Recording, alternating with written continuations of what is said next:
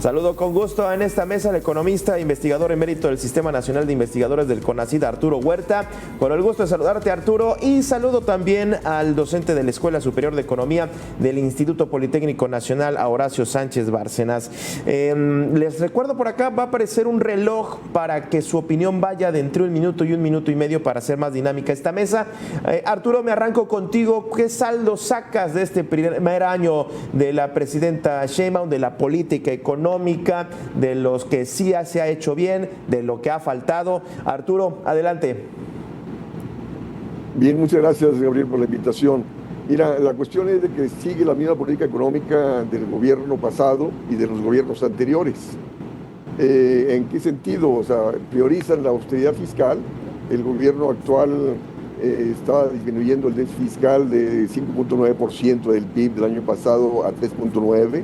En el primer semestre de este año la inversión pública ha caído en 30% y también ha caído el gasto en educación, en salud, en 10 y 8% en este primer semestre en relación al igual semestre del año pasado.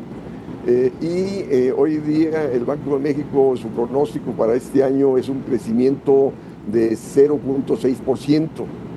Y resulta que es menor al crecimiento que veníamos teniendo desde el 2018-2024, que era 0.8% promedio anual. Y si vemos el per cápita, pues es negativo, ¿no? Entonces nos dicen que ha disminuido la pobreza, pero si en realidad hubiera disminuido la pobreza, hubiera habido distribución del ingreso, hubiera crecido el consumo, hubiera crecido el mercado interno y la economía, y nada de eso se ha dado. Entonces es lo que evidencia que las políticas sociales no han mejorado el nivel de vida de la población. ¿Por qué? Porque efectivamente, como tú señalaste, han incrementado la informalidad, que no reciben salario seguro ni prestaciones, y de ahí el deterioro del nivel de vida de la población y la caída de la demanda y de la actividad económica. Bien.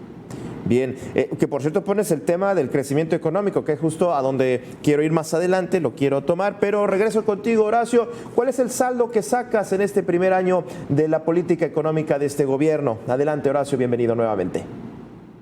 Bueno, pues por ahí el sexenio anterior dejó algunos pendientes importantes que efectivamente el gobierno actual tiene que atender. Uno de ellos es el déficit fiscal, como ya había mencionado el profesor Arturo Huerta.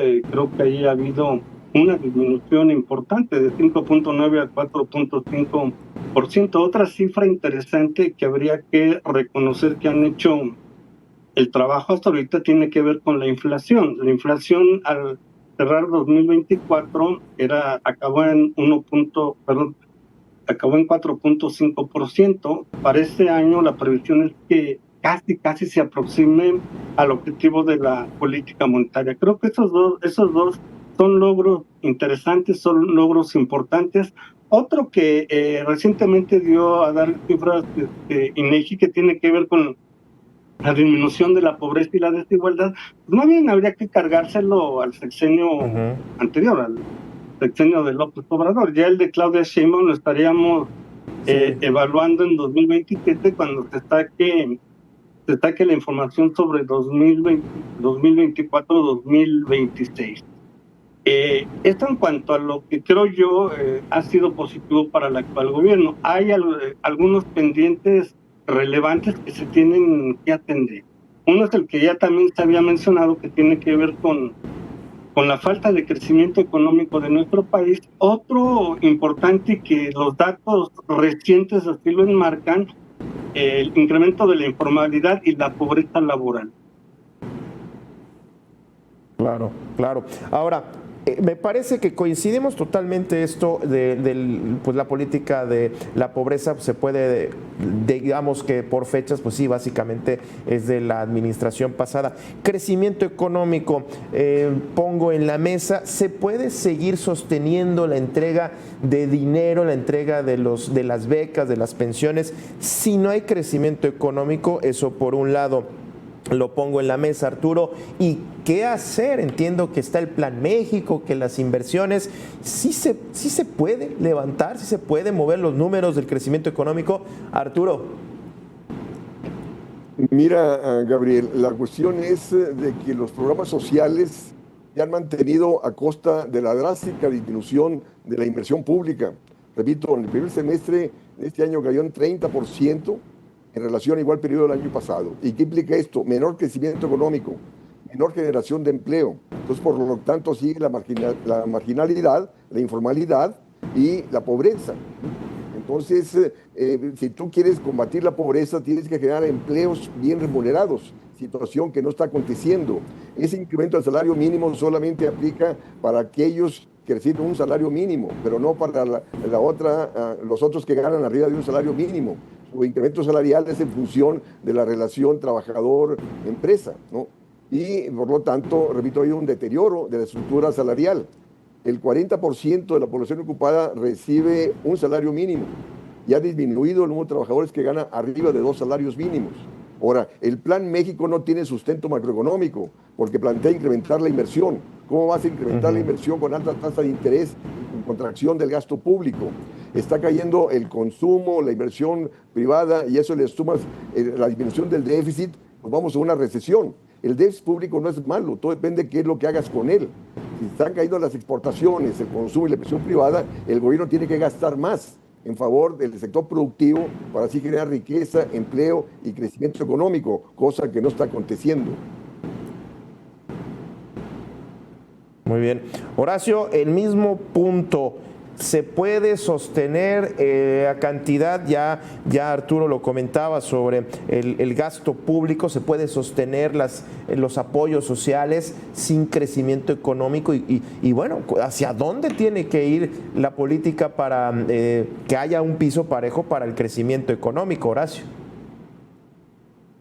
Las cifras que recientemente nos dieron a conocer sobre pobreza y desigualdad disminuyeron, pero esto puede ser transitorio. Creo yo que todo ha descansado en un gasto social, parte del gasto público, que efectivamente a mediano y a largo plazo no es sostenible si no logramos tasas de crecimiento relevantes.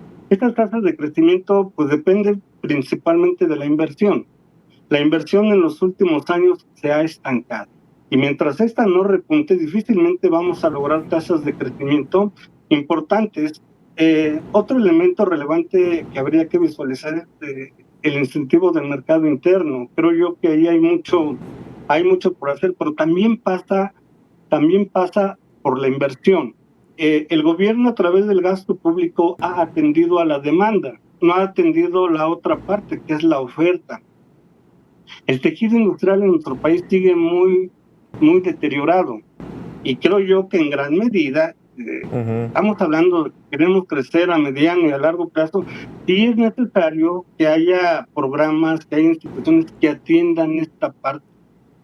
Creo que todos aplaudimos el hecho de que parte del gasto social vaya en apoyos directos o transferencias a las familias, pero sí se tiene que apoyar un poco más a las empresas. Al final del día, quienes crean o generan riqueza en un país, pues son las empresas.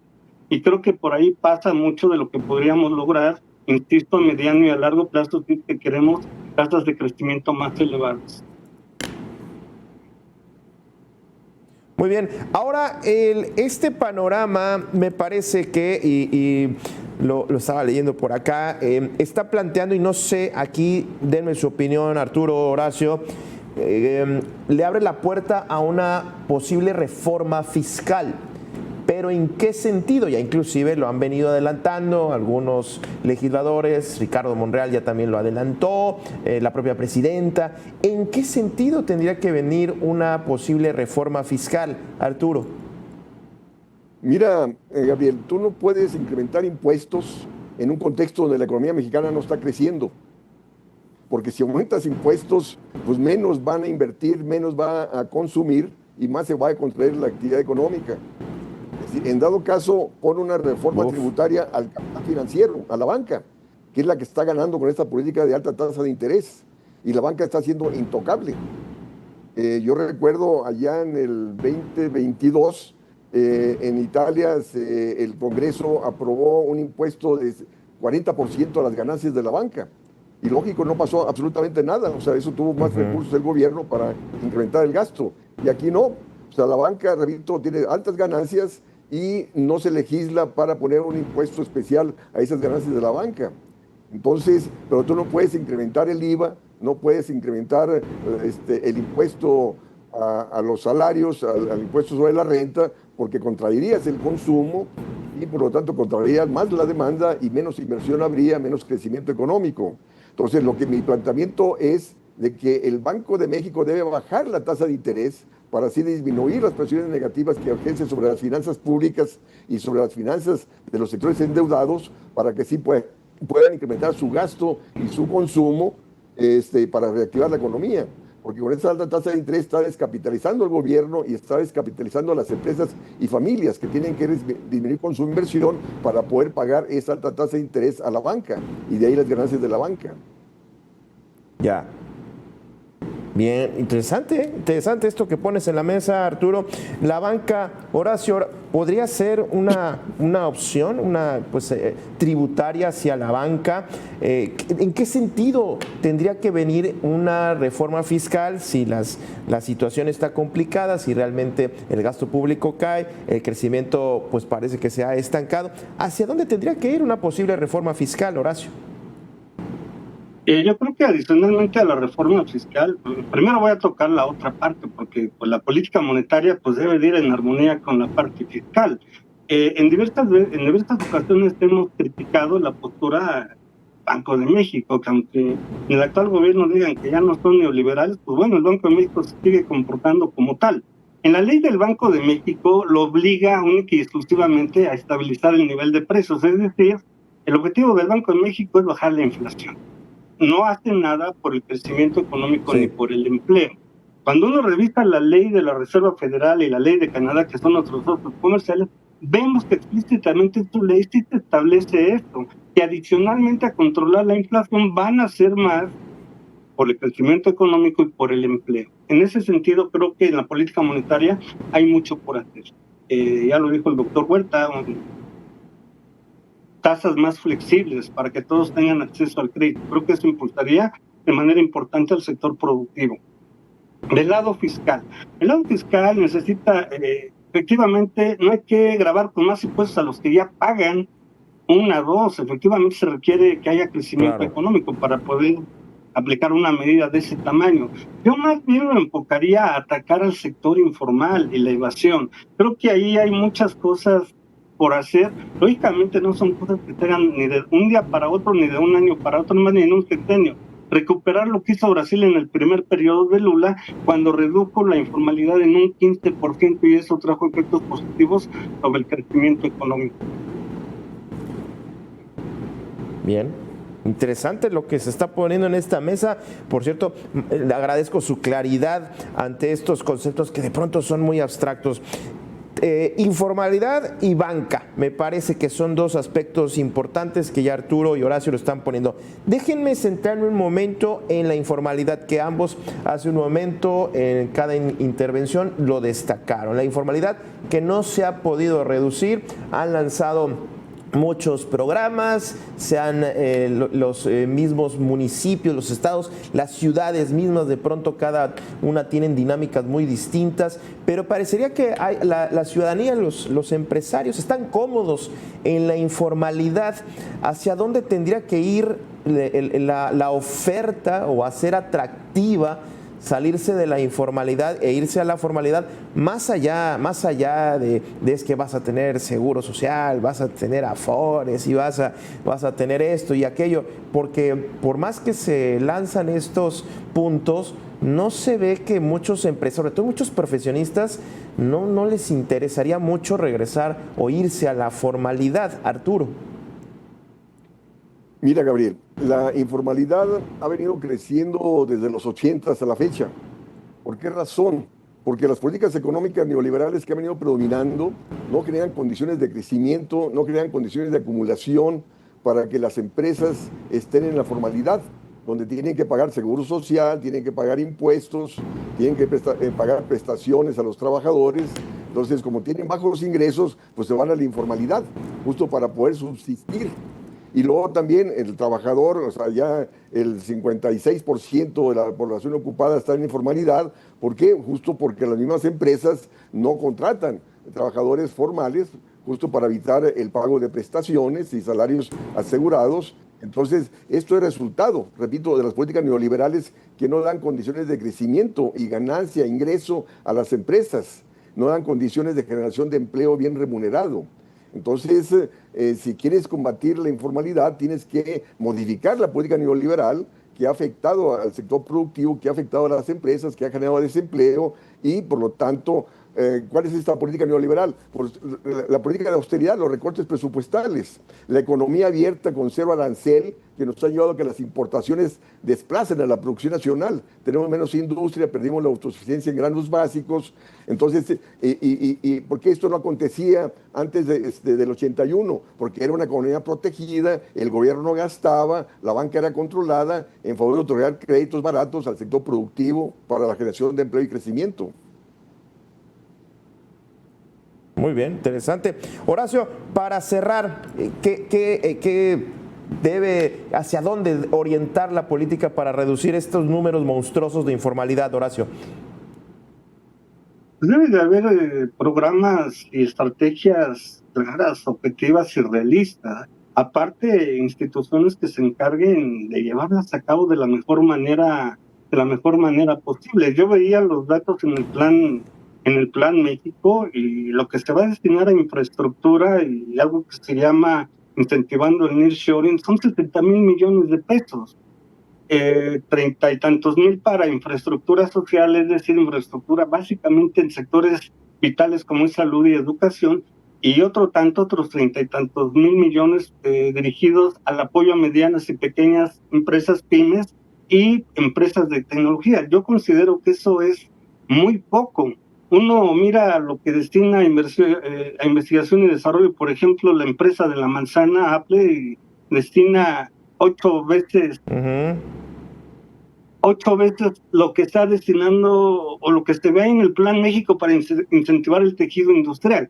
A mí esto me parece que se tiene que analizar y que se deben de canalizar más recursos y debe de haber una mayor regulación hacia el sector formal, porque la informalidad no solamente es generada por el sector informal, es decir, por las empresas informales, también es generada por el sector formal. ¿Cuántas veces no hemos visto en los semáforos vendedores informales que ofrecen productos formales, ofrecen gancitos, bubulubus, refrescos, etcétera, etcétera, etcétera?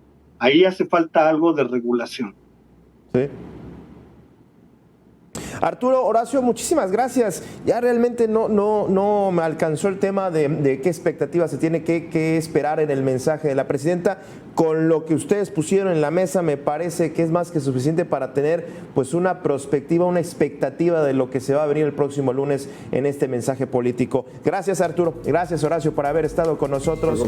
Y por cierto, su claridad también les agradezco. A usted también, que estuvo con nosotros durante esta semana. Buen viernes. Quédese en Mega Noticias. Con permiso.